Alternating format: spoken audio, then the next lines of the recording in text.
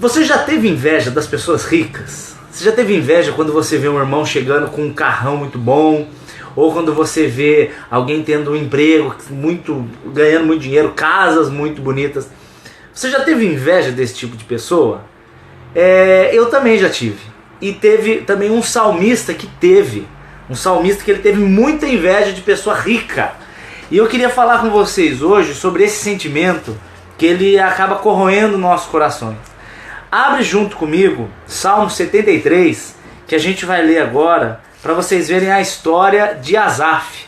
Asaf, um homem que ele escreveu alguns salmos foram escritos por Davi, alguns salmos foram escritos por Salomão, alguns salmos por Moisés, alguns pelos filhos de Coré, alguns por Asaf e outros escritores também de salmos. Mas esse foi um cara chamado Asaf. Quero ler para você. Salmo 73 fala assim, a partir do verso 1. Verdadeiramente bom é Deus para com Israel, para com os limpos de coração. O salmista ele já começa reconhecendo que Deus é bom. Quando ele fala verdadeiramente Deus é bom, quer dizer que ele passou por alguma coisa e essa alguma coisa fez ele reconhecer a bondade de Deus. Quando você fala verdadeiramente Deus é bom, você está falando por algum motivo, você está falando porque alguma coisa te fez reconhecer a bondade de Deus. Porque ninguém está andando na rua e do nada, nossa, como Deus é bom. Não, é difícil acontecer isso. Aconteceu alguma coisa, algum acontecimento mexeu com ele para que ele reconhecesse que verdadeiramente Deus é bom. E aí ele vira e ainda ele completa, para com os puros de coração. Então aqui dá para ver uma pessoa que acabou de realizar alguma atitude errada e ela reconhece a bondade de Deus e ao mesmo tempo ela reconhece que a bondade de Deus é para quando as pessoas são puras de coração. Dá de entender que ele não estava sendo bom de coração. Se você ouvir uma pessoa falando assim, imagina a pessoa chega e fala, verdadeiramente Deus é bom, e Ele é bom para aqueles que são fiéis. Eu entendo no subliminar que a pessoa está falando porque ela reconheceu que ela estava sendo infiel. E foi exatamente o que aconteceu com Asaf. Vamos continuar a história. Ai, coceira na perna. 2. Asaf falando, quanto a mim, os meus pés quase... Vou por aqui porque é mais fácil de eu ler a Bíblia. Os meus pés quase desviaram. Pouco faltou para que escorregassem os meus passos. O que ele está falando aqui do desviar? Quase que ele saiu da fé que ele tinha com Jesus. Quase que ele se tornou um incrédulo. Quase que ele se tornou um traidor da graça de Deus. Faltou pouco para os pés dele desviarem. Faltou pouco. Aí a pergunta é, por que você quase desviou? O que aconteceu com você? Asaf explica a partir do verso 3. Ele fala assim, eu quase desviei porque eu tive inveja dos soberbos. Eu tive inveja dos soberbos. Inveja é um veneno que mata só você. Quando você tem inveja, você não vai conseguir fazer mal pro outro. A inveja não vai trazer nem benefício. A inveja é algo que só traz mal. Se eu tenho inveja de uma pessoa rica, Deus não vai me dar a riqueza dela. E se eu tenho inveja de uma pessoa rica, nem por isso Deus vai tirar a inveja dela. Então a inveja não resolve nada. Se eu tenho inveja de alguém, eu não vou ter o que ela tem e muito menos ela não vai perder o que ela tem. E a inveja não resolve nada, é um veneno que Satanás usa para desanimar o teu coração. Porque aqui a questão é o erro do foco. Você focar a pessoa rica, você está focando os tesouros dessa terra, você perde a maior herança, que é o Senhor Jesus. Se a gente perder o foco no Senhor Jesus, a gente vai naturalmente ter foco nas riquezas dessa terra. E isso tira a tua paz. Porque daí o Satanás ele percebe que você está gostando disso, ele vai jogar vários desejos no seu coração, e aí você vai ficar assim, ai como eu quero aquilo. Se você vem a conquistar, não é o bastante. O problema de um coração ganancioso é que ele é um saco sem fundo. Eu posso falar por mim. Eu sempre gostei de carrão, sempre. E eu sempre tive carros muito bons. Só que eu acabava de comprar um, eu já queria outro. E aí eu comprava aquele outro, eu já queria um outro. Eu não conseguia curtir. E Deus quer que eu curta o que eu tenho. Não que eu não possa ser ambicioso, é diferente. Agora, eu ser ganancioso é eu querer mais do que o que eu preciso. Ambicioso é eu querer ter coisas melhores, tá certo, não é problema. Agora, ganancioso é mais do que o que você precisa, tá errado. E ele continua falando: quanto a mim, os meus pés quase desviaram, ao ver, porque eu tive inveja dos soberbos. Olha o verso 3: ao ver a prosperidade dos ímpios. Como que você reage quando você vê um irmão seu sendo bem sucedido?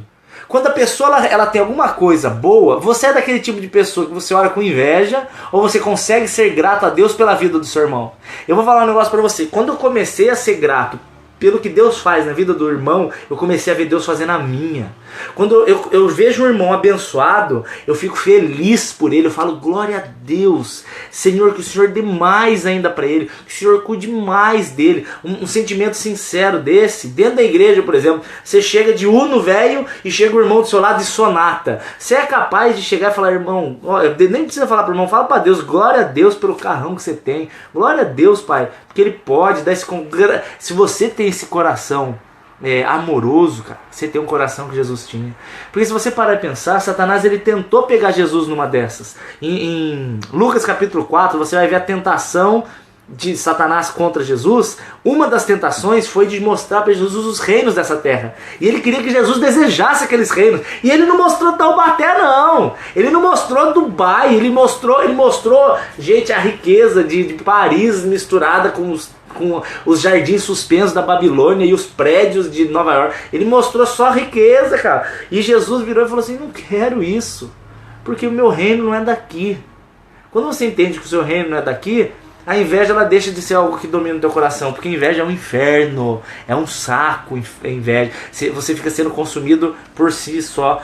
Eu tenho inveja de algumas coisas, eu tenho que admitir. Eu tenho inveja quando eu vejo o irmão que consegue ter paciência com gente lerda. Eu tenho um pouco de inveja. Mas daí não é de riqueza, não. Eu tenho inveja de quem come e não engorda. Eu tenho inveja. Eu tenho inveja de quem é bonito, de olho azul e fortão. Eu tenho inveja.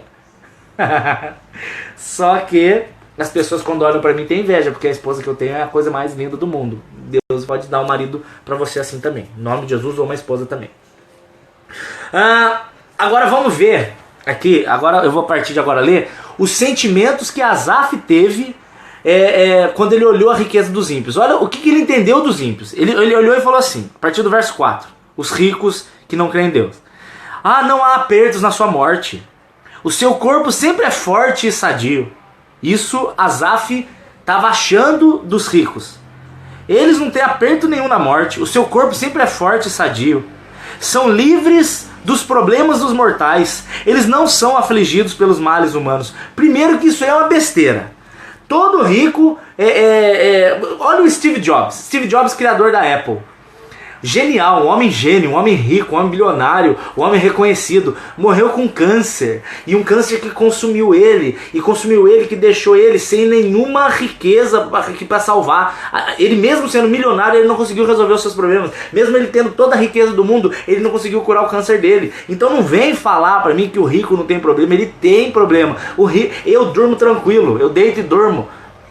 Salmo 4, né? Porque só o Senhor me faz deitar em segurança. Mas eu deito e durmo porque eu não tenho que ficar me preocupando. O cara milionário deita, ele não dorme, porque ele fica: ai meu Deus, será que alguém vai pegar meu dinheiro? A inflação, o cara, doce é o sono do trabalhador, doce. Rico tem mais problema ainda, porque aí fica um monte de gente querendo ajuda, fica um monte de gente pedindo coisa, fica um monte de gente querendo sugar ele, fica um monte de gente com amor interesseiro. Não é só vantagem ter riqueza, não.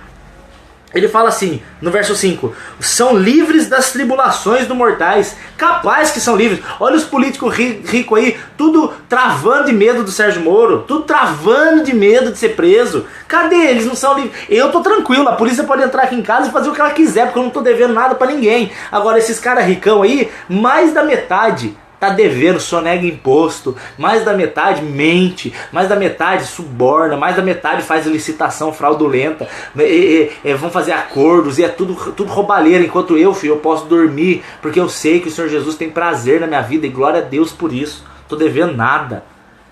Que da hora. Verso 6: a soberba lhe cinge o pescoço como um colar.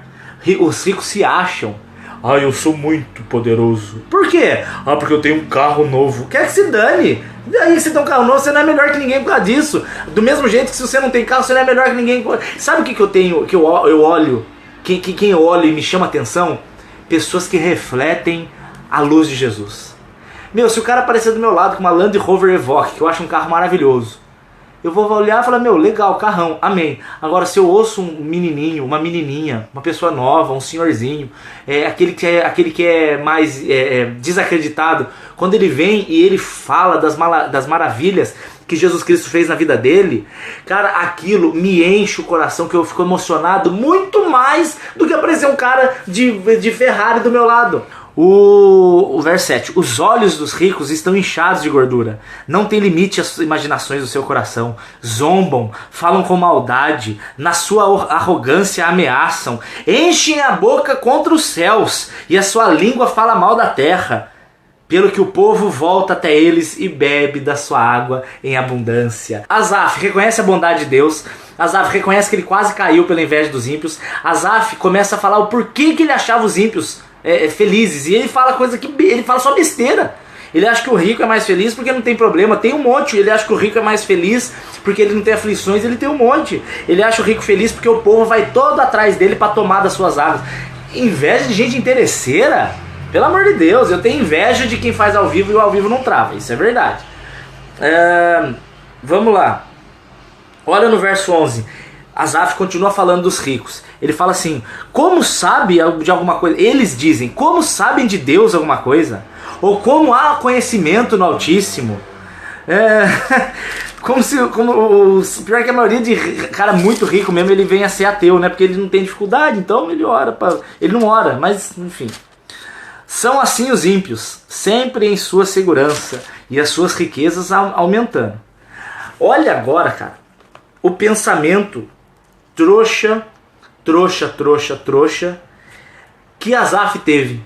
Quando ele começou a ver que os ricos estavam se dando, entre aspas, melhor do que ele, e ele estava julgando que as pessoas estavam se dando bem porque tem posses, o que é uma idiotice.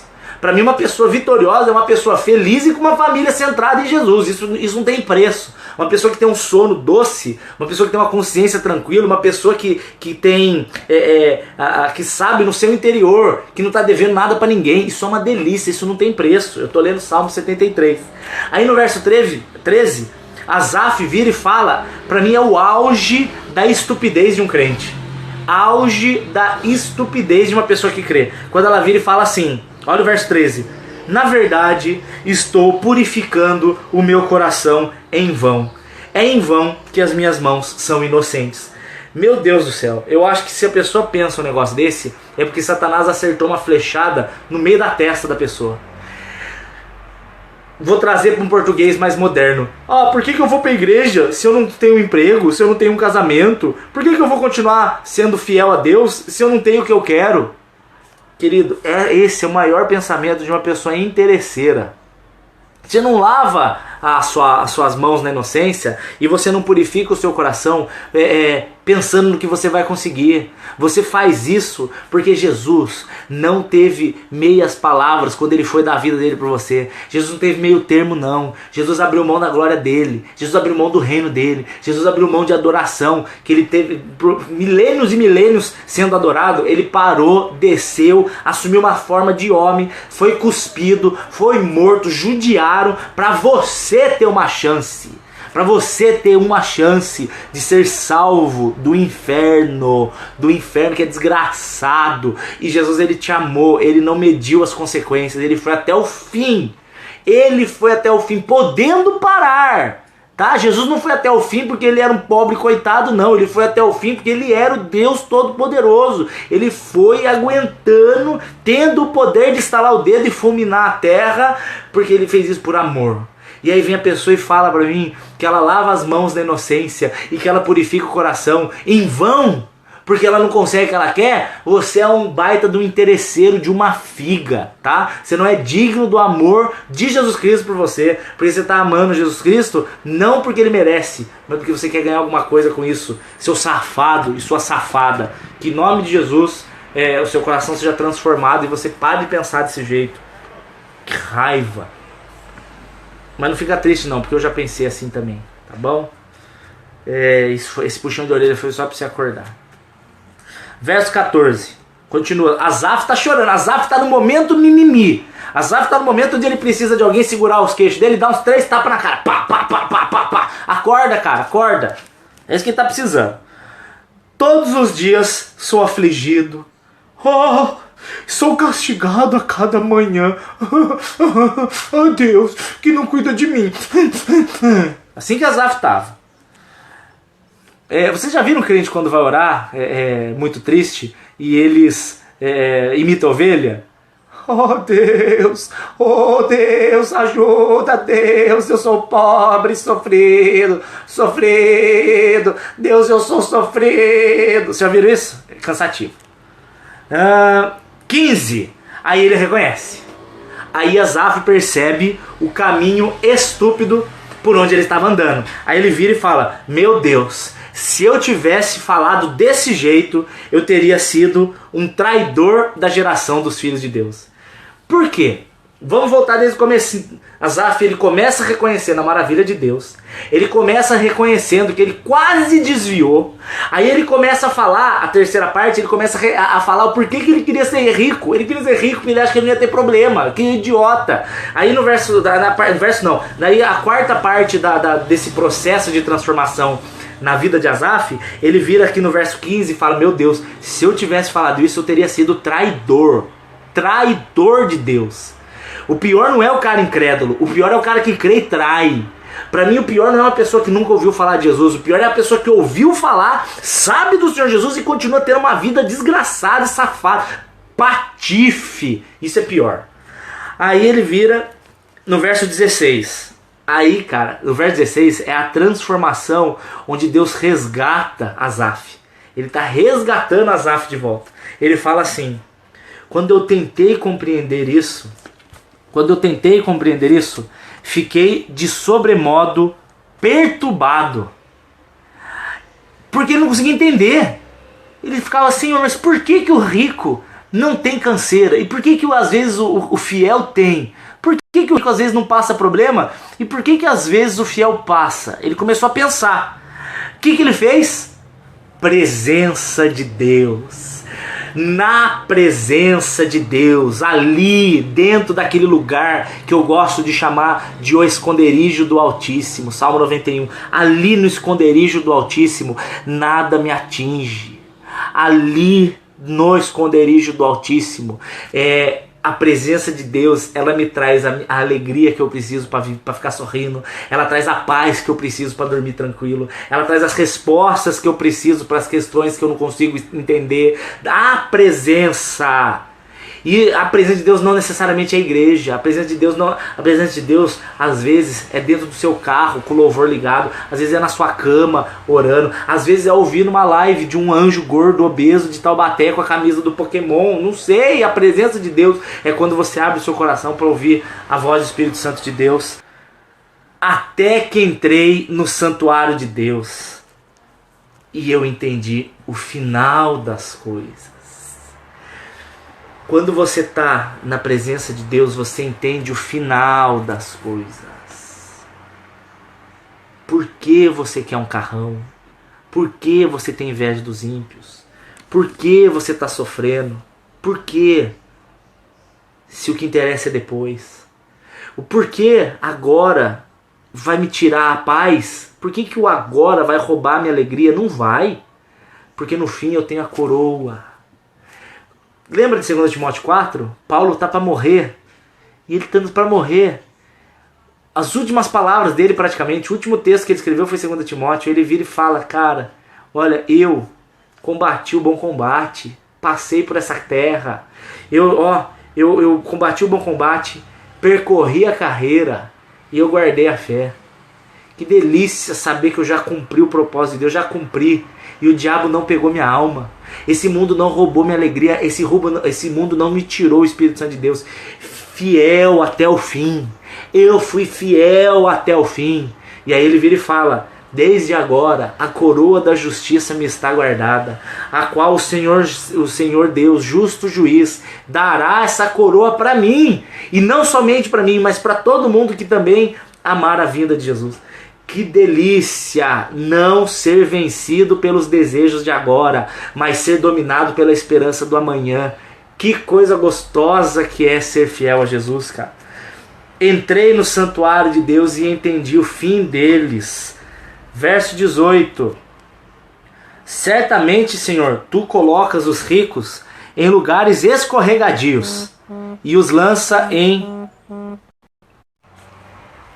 Desculpa, alguém telefonou para mim. Certamente tu os põe em lugares escorregadios e os lança em destruição.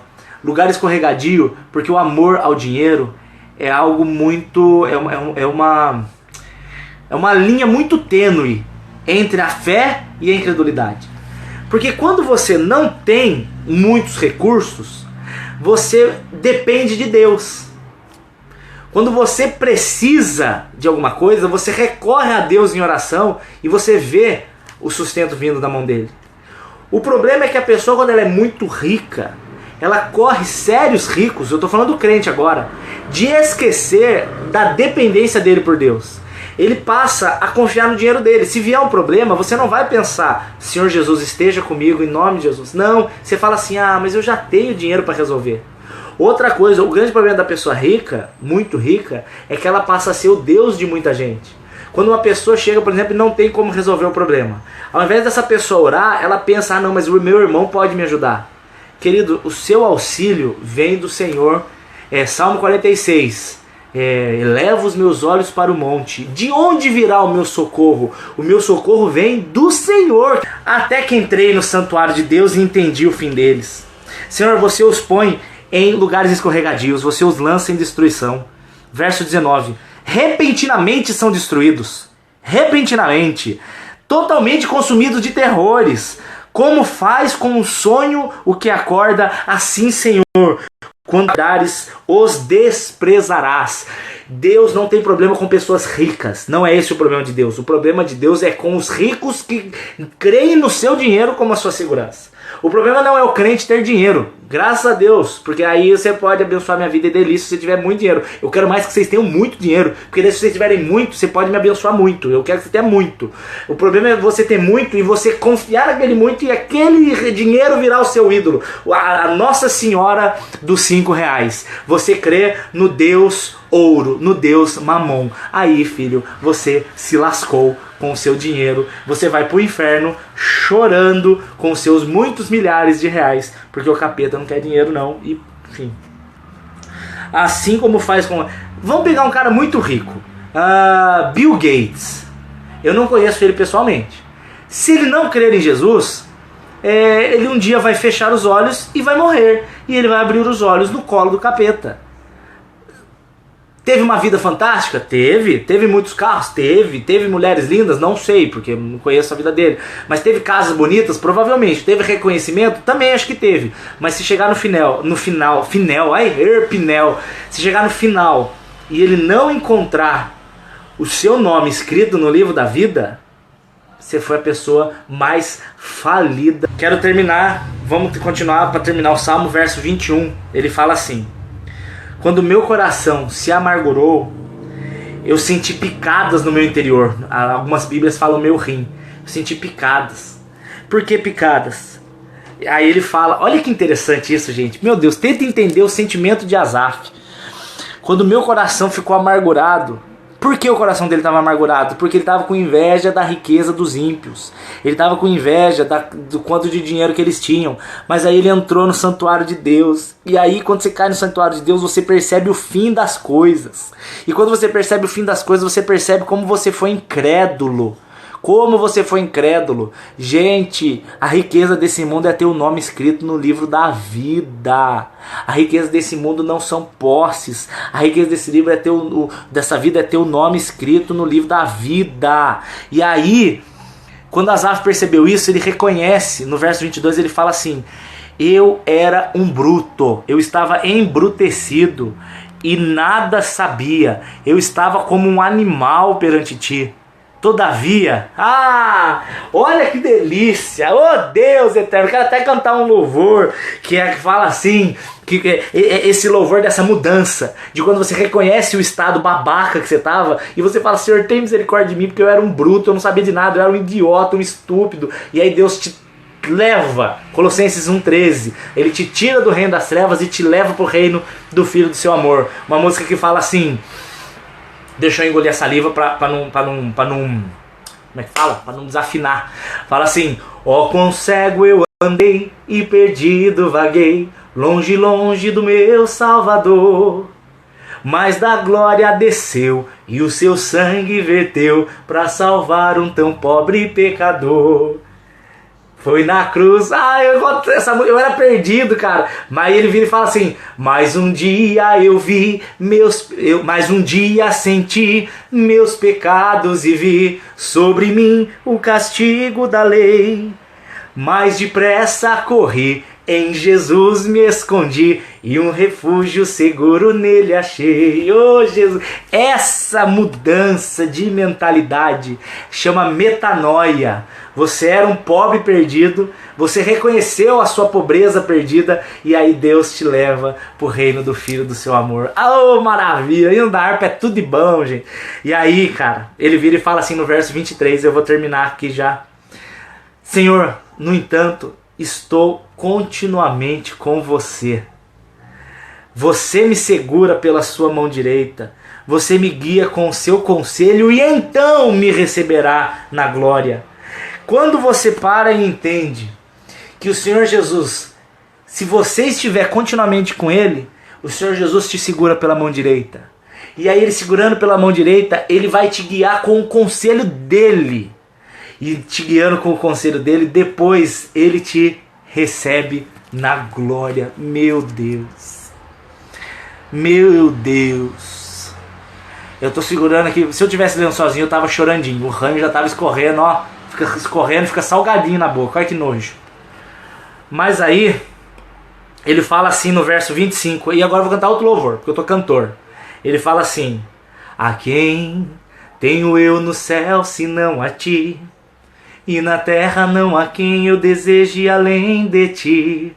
Minha alma desfalece, mas Deus é a força do meu coração e minha herança para sempre. É isso que ele está falando aqui, ó. A quem tenho eu no céu, senão a ti?